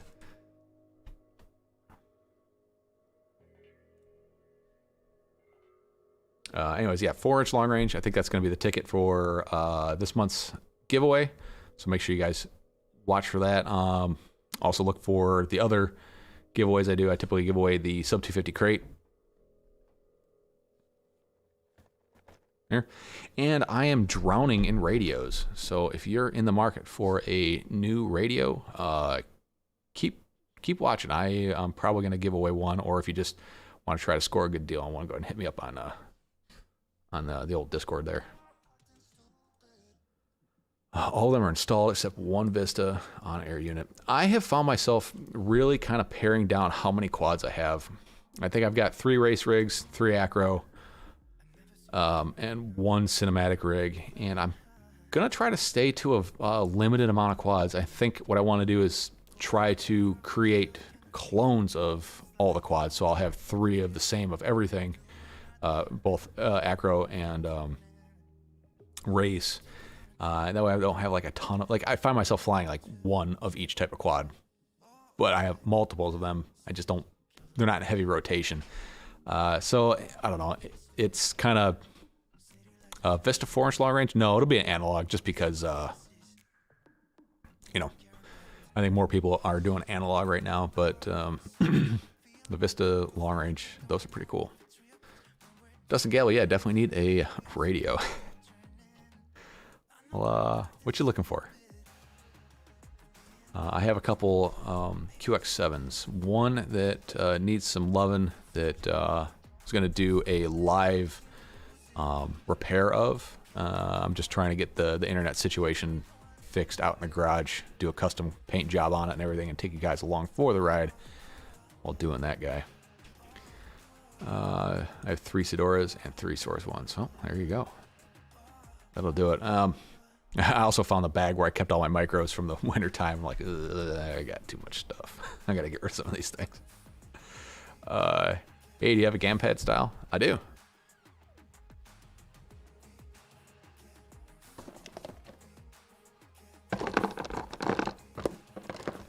Oh, and I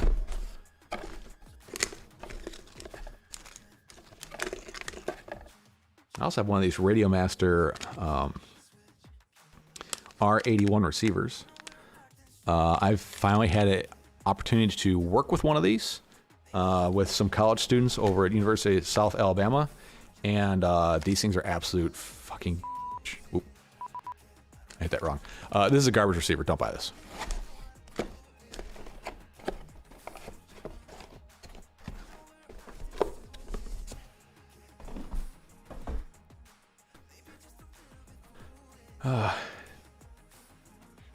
Get a QX7, dude. I did not like the QX7. It's good radio, just the ergonomics were not for me. Also, same reason why I don't like the TX 16S from Radiomaster. I just don't like the ergonomics. I don't like the size. Too heavy. It's not what we need in this hobby.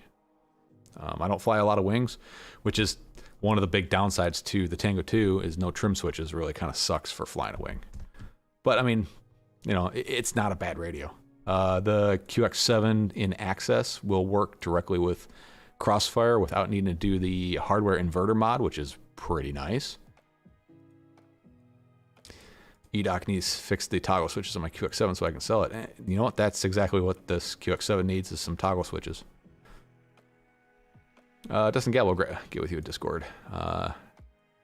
Need what I can find I can use on a flight sim. I really like the X-Lite. That used to be my go-to radio for a while, until radios that weren't the size of an X9D and not as small as an X-Lite, but with full-size gimbals came along. Then I kind of moved away from the X-Lite. X-Lite is a great radio. I really, really enjoyed flying the X-Lite Pro I had, but I do enjoy the larger size gimbals on some of the newer radios. Speedy Turtle, my QX7, but want to try a game stat. Are you a pincher or a thumber? I had a Nirvana. That was looking back, that was probably my favorite radio as far as like from an ergonomic standpoint. It was a really damn nice radio. I'm getting worse at that. And it made me have to go from pinching to thumbing. That radio turned me into a thumber, and I've been a thumber ever since. Awesome hardware, hot garbage software. Andy Taylor, I like chunky. We still talking about radios?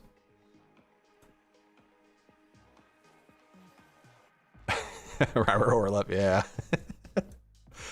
Oh, Speedy Turtle, I have lots and lots of switches. Yep, lots of switches.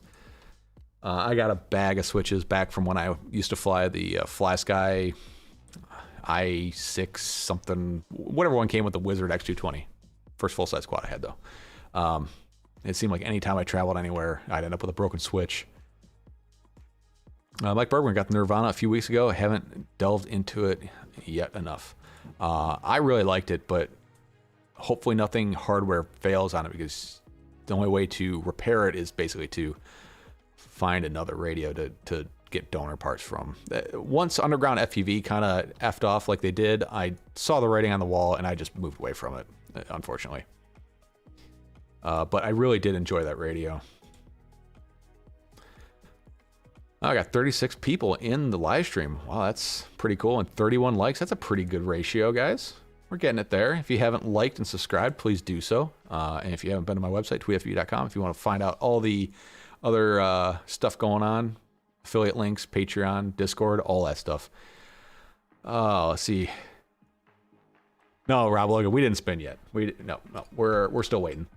And I gotta milk this thing right up until noon. Anyways, to Rob Logan's dismay, doing a super chat giveaway, $5 for an entry for a brand new Cadex Baby Ratel 2. This is an analog camera, a very nice camera from Cadex, and a set of FPV radio grips. And we're going to spin that here in about 10 minutes. So if you want to get on the board, as you can see, pretty good odds.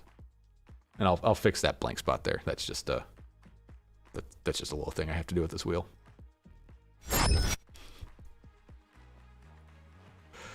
Yeah, not yet, Rob. Not yet. I feel it. Today's your day. I use Nirvana as my sim controller. Yeah, it's like the first controller that decided, hey, let's put the USB port out the top where everybody's going to want it. Yeah.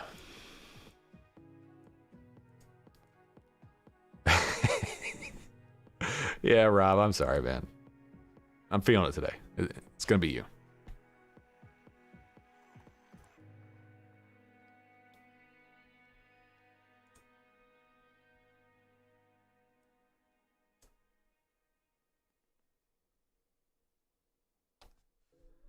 And maybe I should do a super chat giveaway for a quad one of these days, just to see what happens.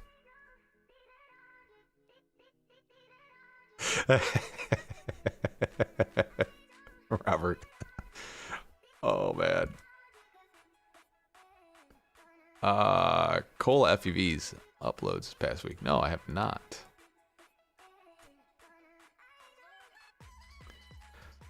Yeah, replacement toggle switches, they're pretty cheap. You can get the official ones from Aloft Hobbies. That's where I get all my FrSky repair parts, and mostly just switches and like screen glasses and things like that. I've picked up quite a few broken and abused FrSky radios between the QX7s, X9Ds in the past, and I'll take them, kind of rehab them. I'll give them a shot of color with some Duracoat, and move them on.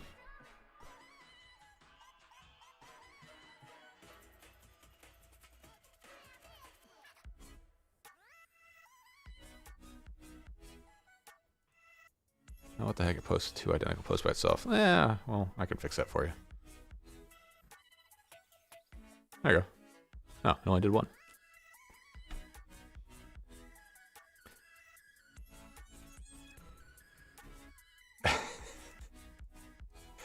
Oh, that's funny. All right, folks, we're gonna spin this thing in a few minutes here. If you want to get in, hit that super chat button. Yarbs. Jeez. All right, Yarbs, you're on there.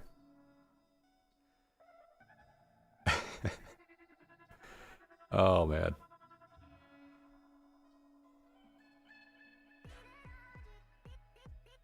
All right, folks, I think we're going to get this going. Give you guys a little break between me and Mr. Bardwell here. If you haven't hit that super chat button, you want to get on this, do it now, or well, we'll do something again next week. So this is for a Baby Rotel 2 and a set of radio grips. And we're going to spin the sucker in, let's shuffle. All right, guys, ready? 5, 4, 3, 2, 1. Good luck, Rob Logan. Here we go.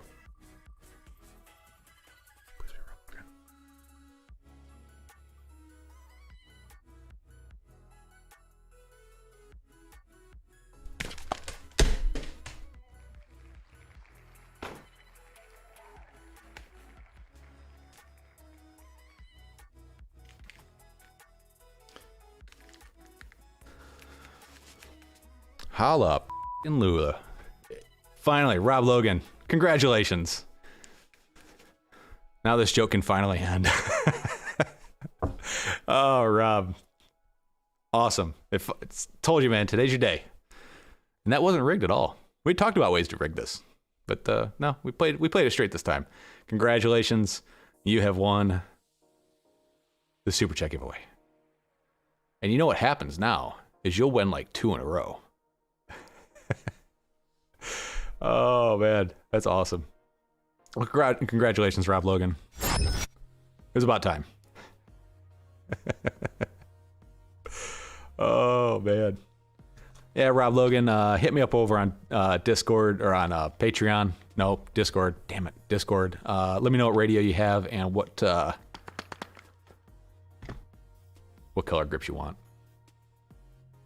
I'd like to thank my mom and dad for this moment. Oh, man. I'm not sure if this is just confirmation bias or not, but there's a funny outcome of the wheel when it seems to happen.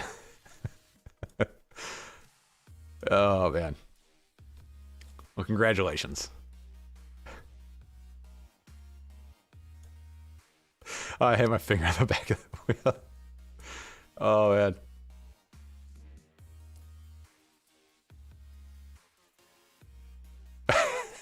Yeah, nothing beats Bardwell winning twice on Ciati's wheel. Yeah, and if you're new here, tweetfpv.com, hit that up if you want to support me. Like and subscribe. I upload typically every Wednesday, live stream every Sunday, and then I'll kick on the old live streaming thing throughout the week whenever I'm just doing some random stuff on the bench that, you guys just want to hang out and chat, shoot the poop. And we'll hang out that way. Those are really fun. Those are very loose, informal videos. This thing doesn't happen a whole lot on there. I just let it fly because, well, kids should be in bed by that time.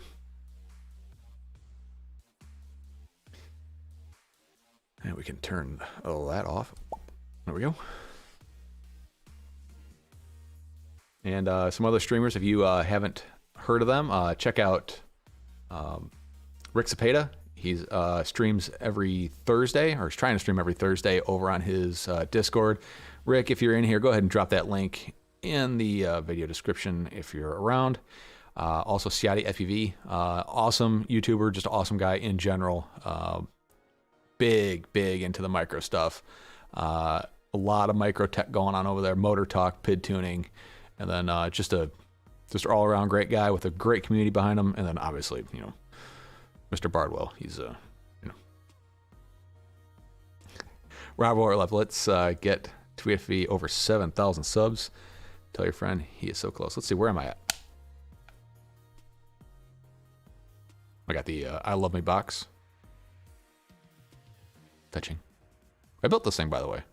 It's kind of fun. I am close. Yeah, guys, let's get me over 7,000. I know this is the end of the video and nobody ever watches this far in, but you guys are here. Tell your friends, tell your parents.